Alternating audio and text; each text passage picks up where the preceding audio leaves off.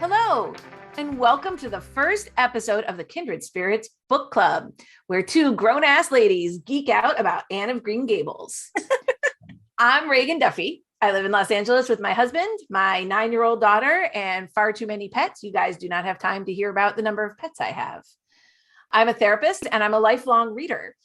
Very early on in life, I fell in love with that feeling of falling into a book, into a different world, into somebody else's story. And books were there for me no matter what I was going through, and they just still continue to be a huge part of my life. I'm Kelly Gerner. I am a SoCal native, also living in LA with my husband and with 2.5 corgis. The half is because one is a mix. Because he's half a dog. Not because he's half a dog. I have 3 dogs. So my passion is reading. I do a fair amount of it as part of my job as an attorney. And I'm also always eager to come home and curl up with a book. Books have long been my preferred method of self-care and have been a gateway for me, not just to other worlds and walks of life, but also to real world friendships like this one. Yeah, books as self-care, 100%. So Kelly and I have been friends for about 13 years now. We met on a forum dedicated to talking about fancy soap. As you do.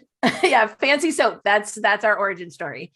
And as groups met up offline, as they were wont to do, we met and started immediately building a friendship.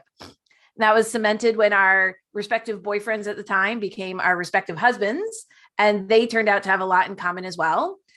Since then, we've been there for each other through wedding drama, baby, moves, career changes, death and grief, infertility, and mostly lots and lots of book discussions. Books were probably the first thing that connected us, and they've been one of the primary on-ramps to all of our favorite conversations. They've always been a source of joy in the center of our friendship, I think. So that leads us to this podcast where we can't wait to talk about Anne of Green Gables, about L.M. Montgomery, and what I'm going to start calling the Montgomery verse. And we're going to spend some time today and moving forward talking about what these classic stories mean to us. Anne Shirley once famously said, "Kindred spirits are not so scarce as I used to think. It is splendid to find out that there are so many of them in the world." We chose that as the motto for this book club, one in which we find kindred spirits in fictional characters and in our real world friendships. And we decided to start this podcast to explore more about why Anne of Green Gables and so much of L.M. Montgomery's writing has drawn us each in and has also been sort of the connecting thread in our friendship. So Kelly, tell us about your first experience reading Anne of Green Gables and why it's a story that's close to your heart. Gladly. So I just turned 40, and that means that I was almost and as you do when you turn 40, you start a podcast. So I think it's right up there, right? Yeah. Some people get tattoos or piercings. Some people start a podcast. Yeah, I'll probably do all 3. So, this is just the first one. But because of that, because I was born in the early 1980s, I was almost the exact right age to fall in love with the much beloved Anne of Green Gables miniseries that was produced by Kevin Sullivan for the CBC. I think that premiered in the United States on PBS in 1986. It eventually inspired a couple of sequels and a show called Road to Avonlea. And all of that was just sort of in the ether while I was growing up, and also more or less in constant replay on the Disney Channel, which was one of the few channels I was allowed to watch as a kid. I'm not sure. I honestly have trouble remembering when I actually picked up the novel for the first time.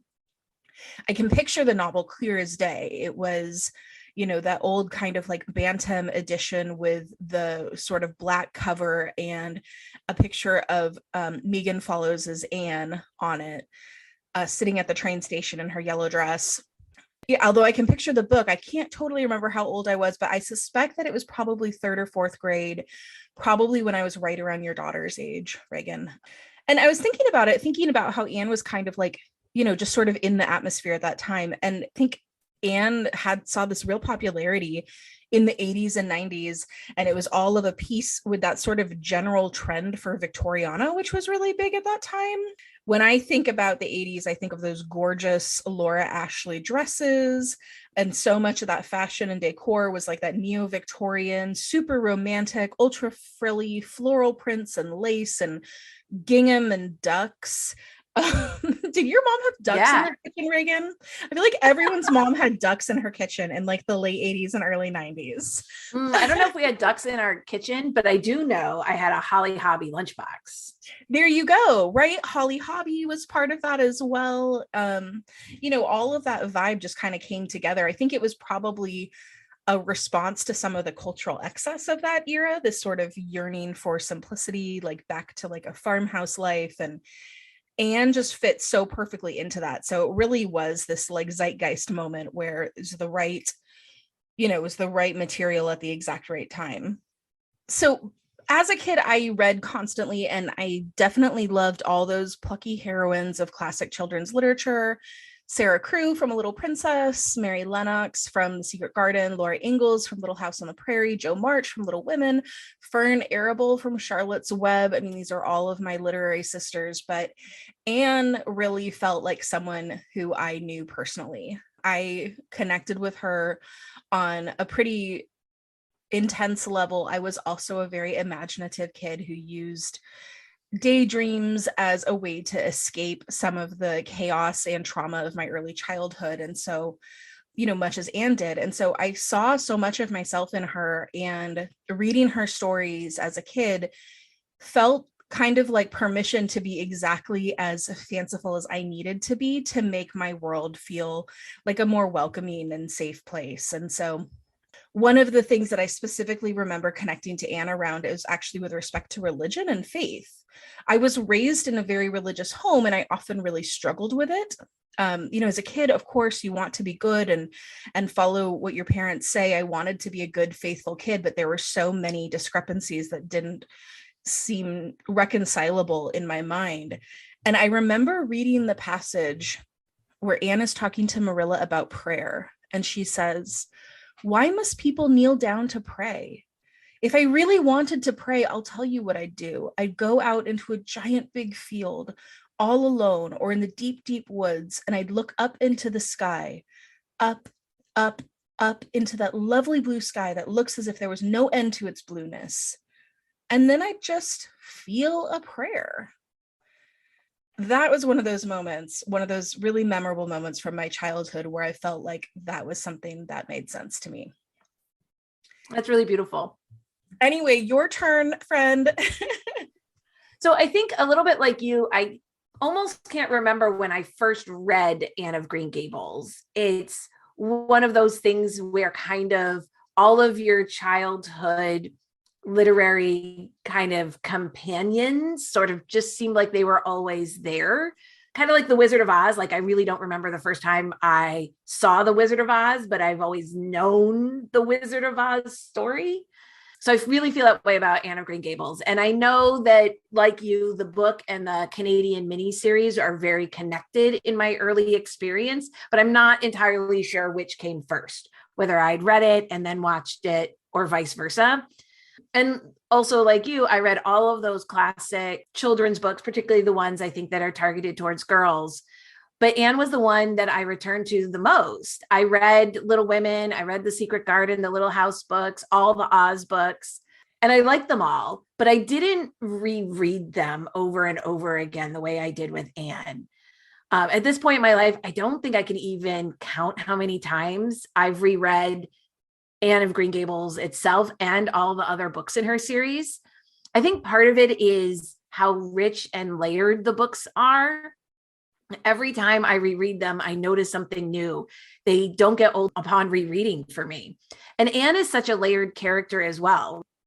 As a child, I really related to her, like her romantic, dramatic way of looking at the world. I just felt all of those big feelings that she was so good at talking about. But as I grew older, I was really able to see why Anne is so funny, and the humor in Anne, and the way that Ella Montgomery doesn't let Anne take herself too seriously, and she doesn't always take Anne too seriously, but is always but kind of respects her as well. And like lots of other bookish girls, I really saw myself in Anne and aspired to the way that Anne really doesn't ever let other people stop her from being herself.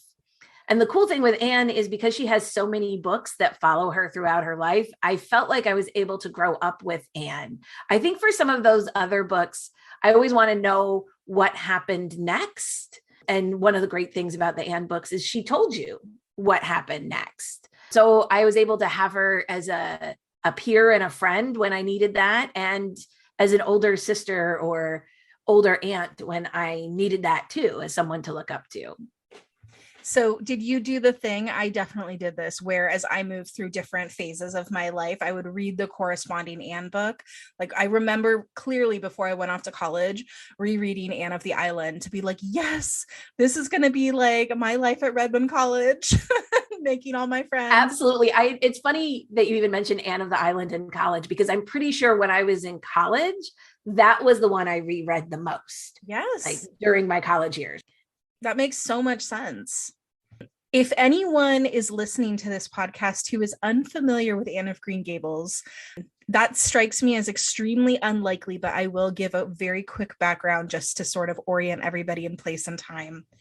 So Anne of Green Gables was first published in 1908, and it was Lucy Maud Montgomery's first published novel. It was an immediate hit, and within its first year had to be reprinted 6 times to meet demand. Anne of Green Gables tells the story of an 11-year-old orphan, Anne Shirley, who is mistakenly adopted by a bachelor brother and spinster sister on Prince Edward Island in Canada. The siblings had planned to adopt a boy who could help Matthew out on the farm, but due to a miscommunication, they had been sent an 11-year-old red-headed, talkative girl, one who had been deeply neglected throughout her childhood, but with spark and spirit in abundance.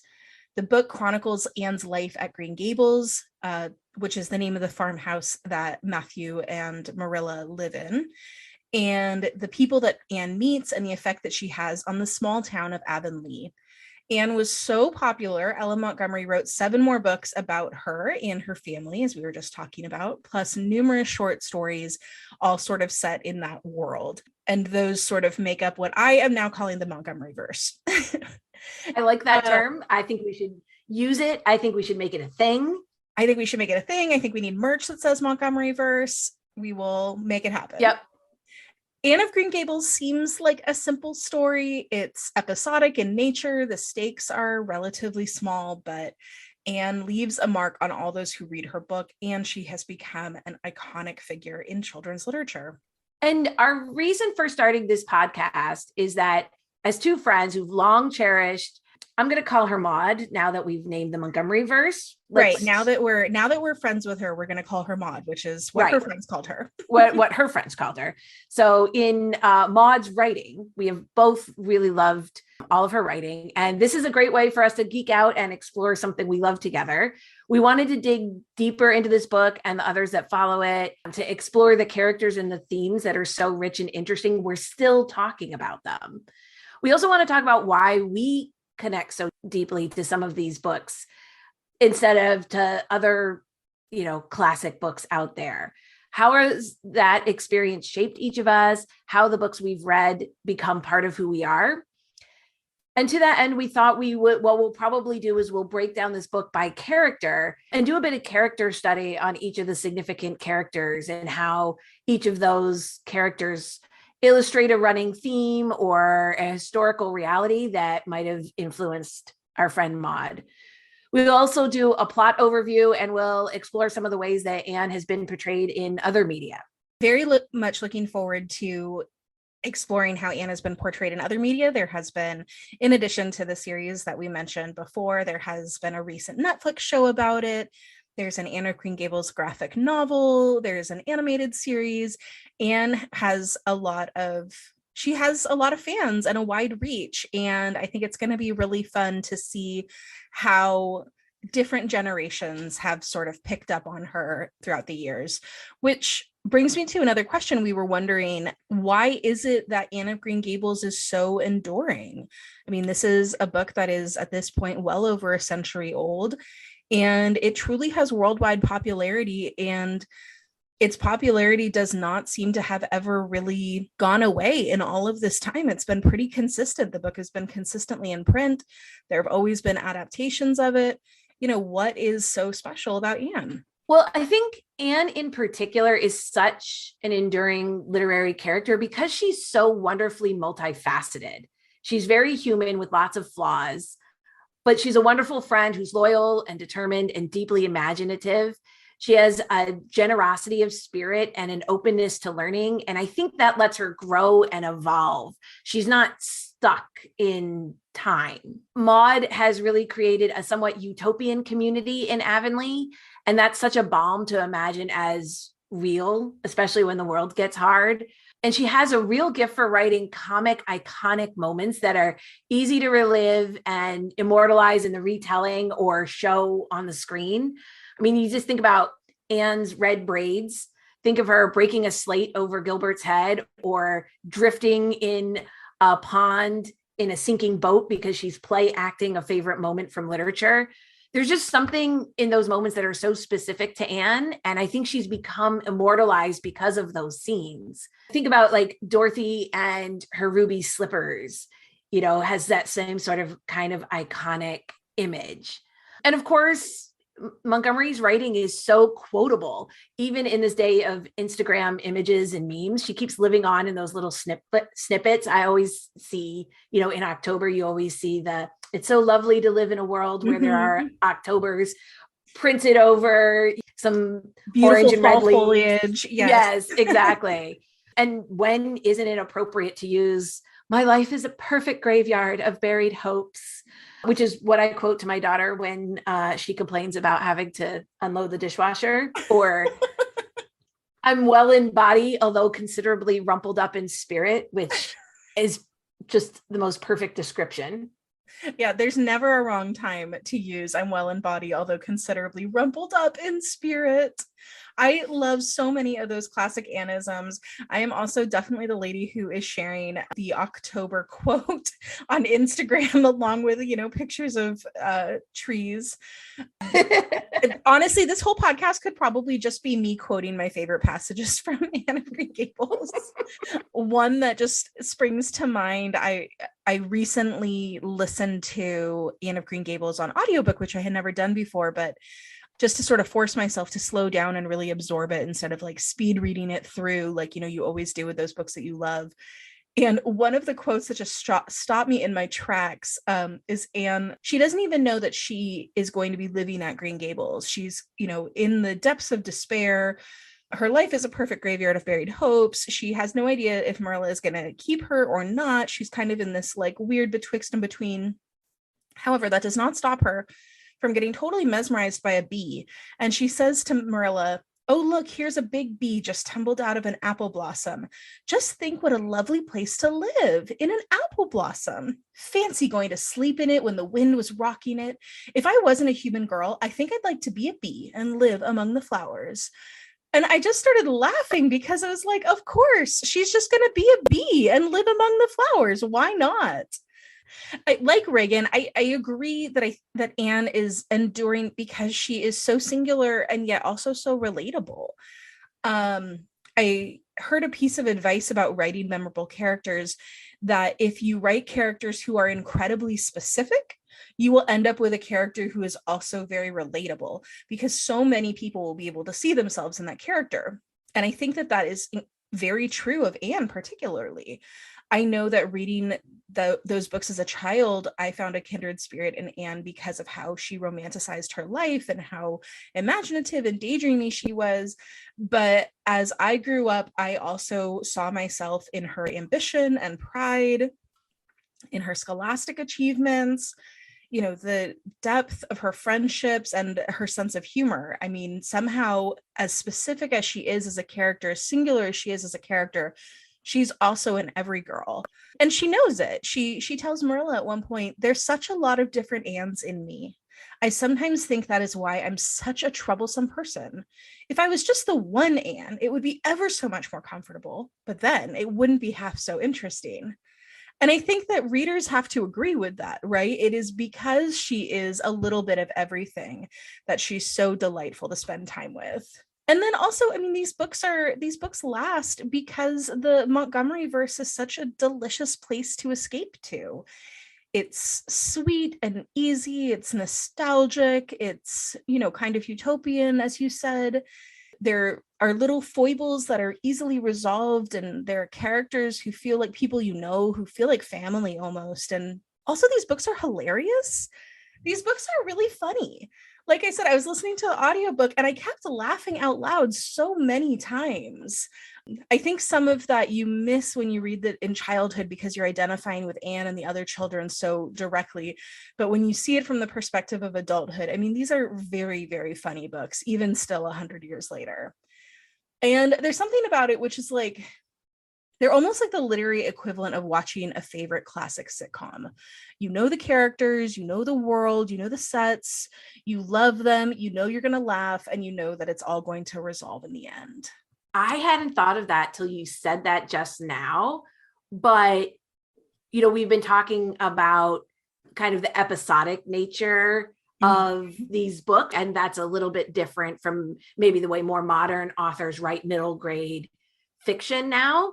And I was thinking about, I hadn't thought of it, but it's kind of like a classic sitcom. Yes. Tune in every week to find out what fun adventures your favorite characters are up to. That you're going to see something interesting and fun, and maybe you'll cry a little bit, and it'll probably be all wrapped up as the credits roll, but ready for a new adventure next time. Yes, absolutely. And I think that there is, when you're talking about some of that indelible iconography of Anne, right? The red braids or breaking the slate over Gilbert's head, even though these are books, even though this is a written medium, they're so visual in that way. And I think that's where I was really making that sitcom connection, right? Like, just as you can picture the floor plan of the Brady Bunch's house, I could tell you exactly where every room in Green Gables is. Absolutely. I think you're right. It also relates to the way she paints all of these other characters in this way that make them very relatable and knowable, right? Yes. That they are. Also, you think about why people love rewatching favorite sitcoms when they need like just a comfort dose. And that's because you could pick up any episode anywhere and just watch it. You don't have to have it connected to the bigger story. You could just tune into any episode of The Office or Friends or whatever your favorite kind of sitcom, watch your favorite people interact on for half an hour. And that's the nice thing about the books. When I'm tired or sad or I need kind of a nostalgic hit, I can pick up Anne and just read a couple of favorite chapters. I don't have to read the whole thing. You don't have to go through the whole emotional arc of the book, although it's lovely when you do, but you really can read just about her play acting the Lady of Shalott and fall, and nearly drowning in Barry's Pond, the Lake of Shining Waters.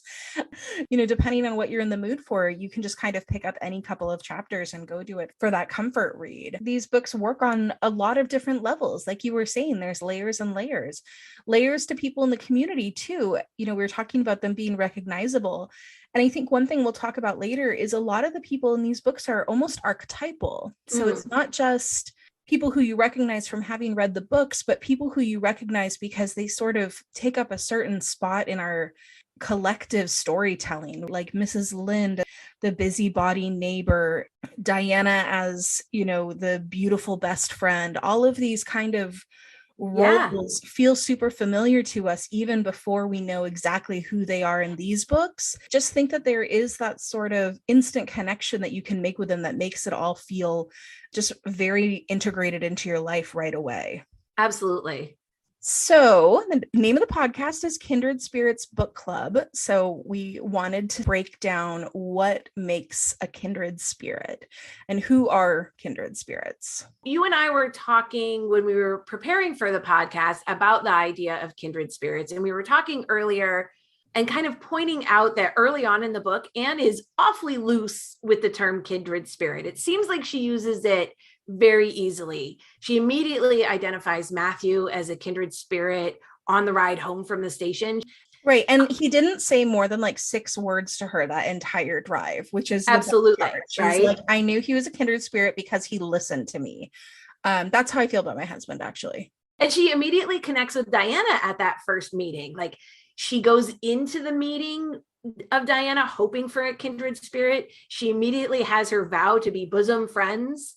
And on the walk home from that first visit with Diana, she tells Marilla that Diana is a kindred spirit.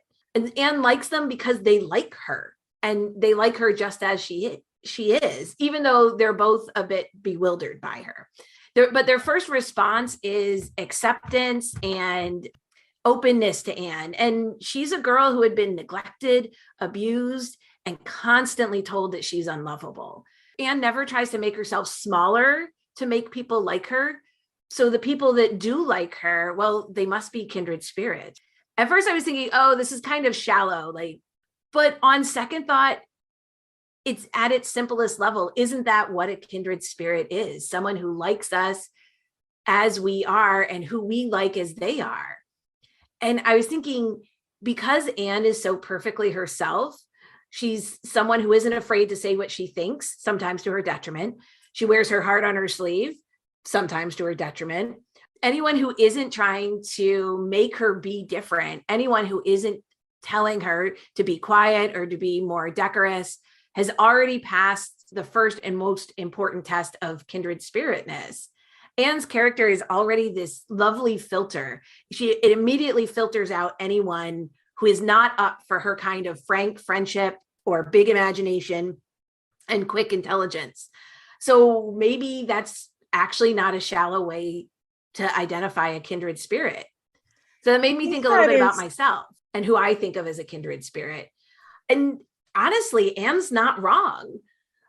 Those people I feel most myself around are my kindred spirits. And the people I feel most comfortable with are people that encourage me to geek out about the things that I love, that will follow me down a conversational rabbit hole, that want to understand why I love the things that I do and celebrate the things that are important to me and want me to do the same for them. So what I look for in a kindred spirit is somebody who's open and curious about others, has empathy, and has interests in common. So other folks who have read and loved Anne of Green Gables, it's kind of a sign to me that they also value those qualities. Loving the same books can be sort of a shortcut in finding a kindred spirit, I think. It's not a guarantee, of course, but it's a starting place. It kind of reminds me how when I was in middle school, I kind of felt on the outskirts of things. I wasn't quite sure how to connect with other kids all of a sudden. And one of the things that got me through middle school was reading. In part, it was because I had a place to go when I didn't fit in anywhere else. And in part, it was a reminder that kindred spirits were out there and I didn't have to settle for anything less than that in friendship. I was willing to wait it out to find some kindred spirits. And like Anne, that was my own filter. Unlike Anne, I had a lot more walls up. Like, I definitely did not trust the other 7th graders to be my bosom friends. So I might have filtered out folks maybe a little earlier than I needed to, but it worked out fine in the end. And my favorite book characters were there to let me know that it was okay if everyone didn't like me, because there were people out there who would or would eventually grow to like me. And I think that's something I unknowingly learned from Anne, to not pretend to be someone other than you are.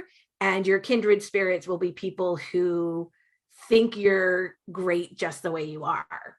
I think that is so beautifully stated. I love thinking about middle school Ragon, who is holding out for friends who are going to be as good to her as Anne was to her friends. And I think that's also so right. It's an amazing lesson that Anne is teaching almost unwittingly, that your kindred spirits are going to be the people who make you feel most yourself, and changing yourself, changing your personality so that way you can find friends or find connections or find communities is never going to be as rewarding as simply just boldly moving through your life as yourself and then finding the people who want to bask in the light that you're shining.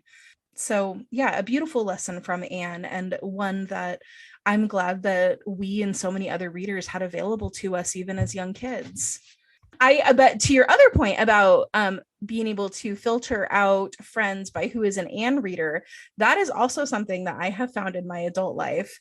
Every time that I have met another person who loves Anne of Green Gables or the Montgomery verse writ large, it's almost always the sign of a kindred spirit. There was a couple of years ago, a colleague of mine told me that she loved Anne of Green Gables. It came up actually in the context of her name, which was also Anne. And she said she always wished that it was Anne with an E, like Anne of Green Gables.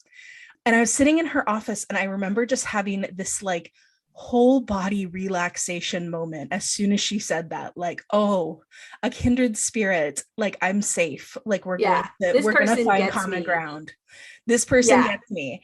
And it ended up being a very true premonition, because now 5 years later, she is, among my dearest friends and someone who I cherish very much. When I think about kindred spirits, I think I also see them as having what the kids on TikTok call main character energy, or they appreciate main character energy. Not that they are necessarily the center of attention or, sort of pulling focus from other people, but just that they are moving through their lives in a way where they are really appreciating all of the beauty and drama and pathos inherent in it. You think about Anne, who of course wanted good things to happen, but also didn't mind reveling in misery from time to time either, right? She really just, absolutely, whatever was on her plate at any particular moment, she just threw herself in it. And I think that as you move through the world, you do find people who live their lives like that. And those are your kindred spirits, I think. I was thinking, if Anne were modern, she would definitely be one of those people that had her own soundtrack queued up on Spotify and would absolutely be imagining herself walking through the halls of school to yes, right? Like yes, completely. Just as I have my like walking the dog soundtrack on Spotify, where I'm like walking through our local park with like elegant classical music playing in the background, so that way I can like perfectly picture myself as though I'm Mrs. Darcy striding across the lawns at Pemberley. I am sure that is also what a contemporary Anne would be doing. 100%. This is a girl who would definitely have a theme song. Yes. I think that's something we should probably try to do at some point. Pick up Anne's theme song. You're going to be very good at that. Much better at that than me. All right. If anybody has any suggestions, you're going to have to let us know. I also think, when thinking about who is a kindred spirit, I think about Anne's great advice. And I think it's almost a definition in a way. She says, it's been my experience that you can nearly always enjoy things if you make up your mind firmly that you will. And I think people who believe that and who can do that, I think those are more likely than not kindred spirits. Yeah, I love that idea. I don't think you can love Anne of Green Gables and be deeply cynical at the same time. There's this core element to Anne that's just this hope and this ability to see the goodness in the world. And so other people who love Anne love that as well, or at least that has often been my experience. That's right. If you relate to Anne, you want to find the beauty in the world. You want to find the beauty in the world, and you want to live in the most elegant version of the world. And I don't mean elegant in terms of like ballrooms and ball gowns, although Anne definitely loved that, but I mean it in terms of just, I guess, the most emotionally complex and complete version of the world. Oh, yes, I love that. Anyway, so as you can see, Ragon and I have lots to say about this. And as we continue with this podcast, we will continue to explore more about the characters that populate Avonlea and how they illustrate the themes that are woven throughout Maud's story. We cannot wait for you to join us on this adventure. And so why don't we leave the podcast today with a classic Anne quote to see us out? She says, "Isn't it splendid to think of all the things there are to find out about? It just makes me feel glad to be alive. It's such an interesting world. It wouldn't be half so interesting if we knew all about everything, would it? There'd be no scope for imagination then, would there?" There definitely wouldn't be, Anne. Well, join us next time, friends.